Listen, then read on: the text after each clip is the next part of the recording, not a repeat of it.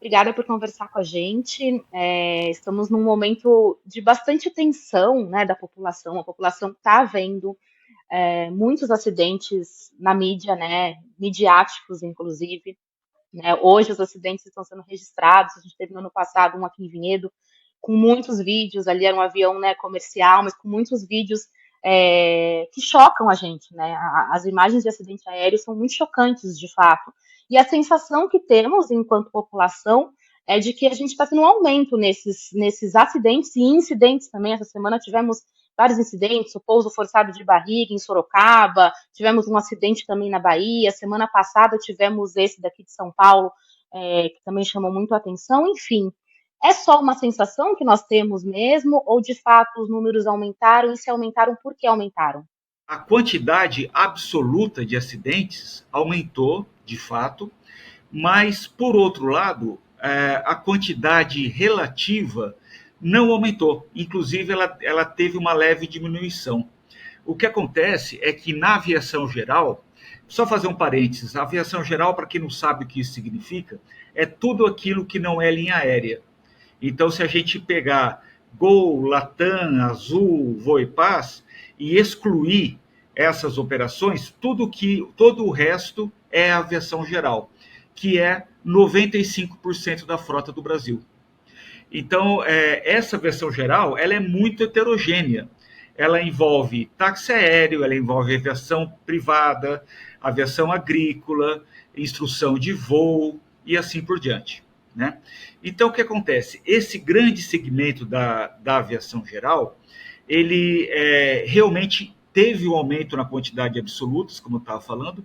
Agora, se você contar os índices, né, relativos, ou seja, de acidentes por milhão de decolagens, ou por milhão de horas de voo, ou por milhão de litros de combustível, você vai ver que houve, inclusive, uma leve diminuição. O que a gente está observando é que houve um aumento muito grande da frota após a pandemia, né? Então, a frota de jatos aumentou 42% da pandemia para cá. A de turbohélices, como era o caso desse que caiu em São Paulo, aumentou em mais de 60%. Então, e esses aviões estão voando mais também. Então, a gente teve aqui um aumento da operação da aviação geral, que acabou levando ao aumento absoluto da quantidade de acidentes. Mas isso não significa que a segurança da aviação geral está em xeque. É que, na verdade, aumentou o tamanho. Né? Se a gente for ver, esses últimos acidentes, esse de São Paulo, agora que aconteceu recentemente, aquele de Ubatuba, o de Gramado, são todos da aviação privada, que funciona, essa aviação funciona de maneira muito semelhante ao que acontece com o automóvel. Que eu estava te falando, você vai lá, compra o avião, você tem que fazer uma revisão anual desse avião numa oficina credenciada, o piloto tem que ter habilitação e acabou. Você vai e voa. Né? Diferente do táxi aéreo, que você segue todos aqueles ritos e procedimentos. Né? Além disso, a aviação privada ela sofre somente o que a gente chama de fiscalização de rampa, que, de novo, é parecido com o que acontece com os automóveis.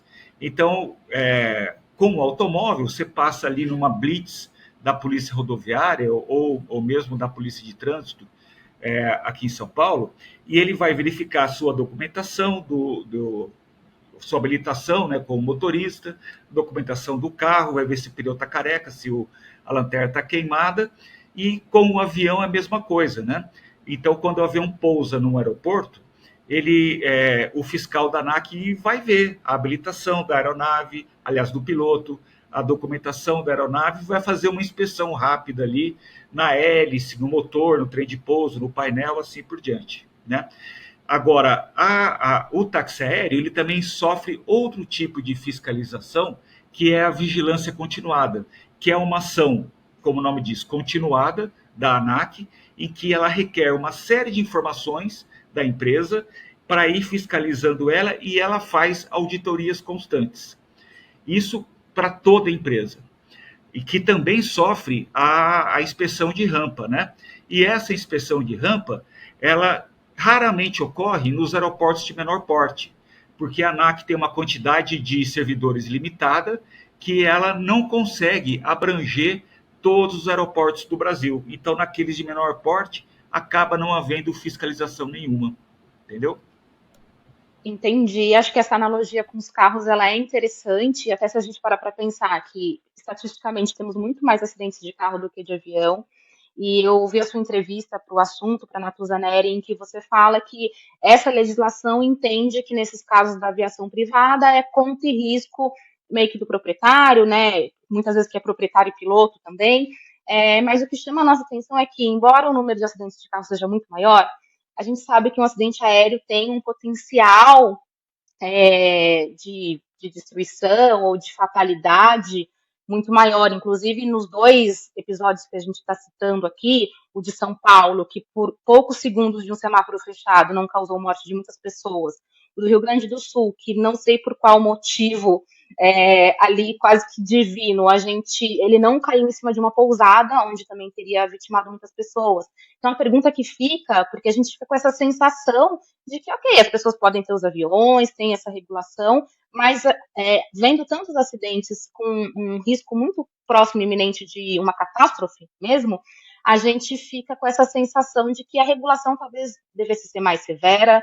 Existe alguma movimentação por parte, né, da aviação civil, da associação, dos pilotos, no sentido de cobrar uma legislação mais firme, ou isso inviabilizaria essa aviação privada? É, excelente pergunta.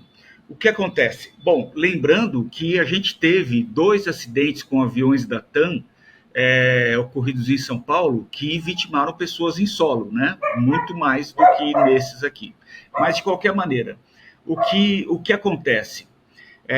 A aviação geral, por definição, ela não tem o mesmo nível de segurança da aviação comercial. Porque se essa aviação fosse obrigada a seguir todos os requisitos, estou falando agora especificamente da aviação privada, né? Se ela tivesse que seguir todos os requisitos dos táxis aéreos e da linha aérea, ela deixaria de existir.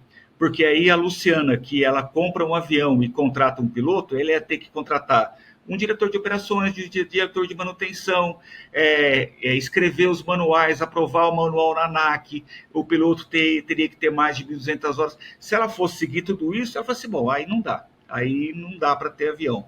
Então, e isso é no mundo inteiro, tá? Isso é uma regra da ICAO, que é a Organização da Aviação Civil Internacional, para o mundo inteiro, e todo mundo segue a mesma regra. Agora, isso não impede que aqui no Brasil nós coloquemos regras mais restritivas. E hoje está em discussão alguns assuntos, como, por exemplo, faz sentido que um avião sofisticado, como um jato, seja pilotado por um único piloto, como foi o caso lá na verdade, todos os casos que a gente está vendo aqui, mas o jato foi o de Ubatuba, né? Então, aquele jato, será que fazia sentido que ele fosse pilotado por um único piloto? Ele foi certificado para ser pilotado por um piloto, né? Mas se tivesse 2 pilotos ali na cabine, será que não haveria uma discussão se faria sentido pousar lá em Ubatuba, naquela pista curta, que na verdade o avião não cabia? Será que tivesse alguém para discutir esse assunto lá, aquele avião não seria, aquele voo não seria evitado, aquele acidente não seria evitado, né? Outra questão simulador. Esses aviões mais simples, como foi o caso desse King Air que caiu aqui em São Paulo, ele não requer treinamento em simulador. Você só faz um treinamento na aeronave. Acontece que um avião complexo, como é o King Air, que é um avião pressurizado, com trem de pouso retrátil, você controla o passo da hélice, enfim, com todas essas complicações, você não tem, na prática, é não recomendável que você treine emergências no próprio avião, porque aí o treinamento pode se converter num acidente real, né? Então, um avião como esse, o indicado é que você treine emergências em simulador. Só que para esse avião, pela regra, que é mundial, novamente, o treinamento em simulador não é requerido para esse modelo de aeronave. mas dado o índice de acidentes com esse modelo que tem ocorrido ultimamente, será que não faz sentido que nós coloquemos a obrigatoriedade do treinamento em simulador?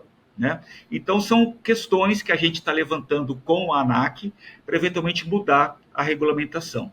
Além disso, nós estamos promovendo, isso já faz algum tempo, uma campanha de conscientização. Nós estamos, nesse momento, lá na ABAG, criando uma central de safety para justamente ajudar esses pilotos que são sozinhos, né?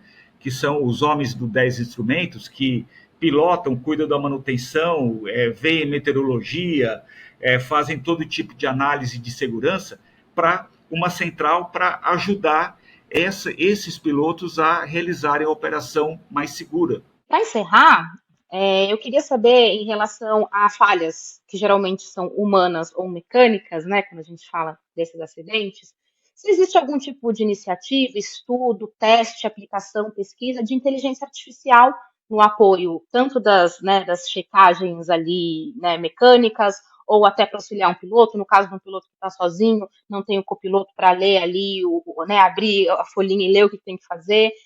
Existe algum tipo de iniciativa fora do Brasil ou no Brasil para poder mitigar esses acidentes com É, a inteligência artificial?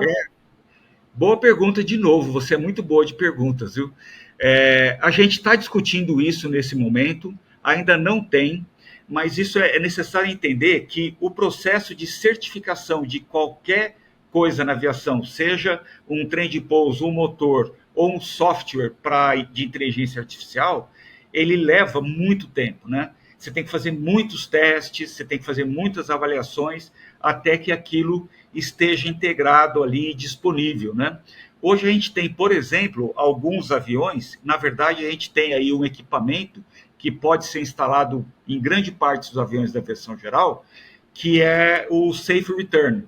Então, por exemplo, você tem um problema ali de um avião com um piloto e o piloto sofre um mal súbito, desmaia, morre, enfim, não tem condições de continuar pilotando. O passageiro aperta um botão e o avião sozinho, ele encontra o local mais adequado para fazer um pouso de emergência, o aeroporto mais próximo, ele transmite na frequência de emergência a ocorrência que está acontecendo uma emergência, ele vai para aquele lugar, pousa sozinho, né?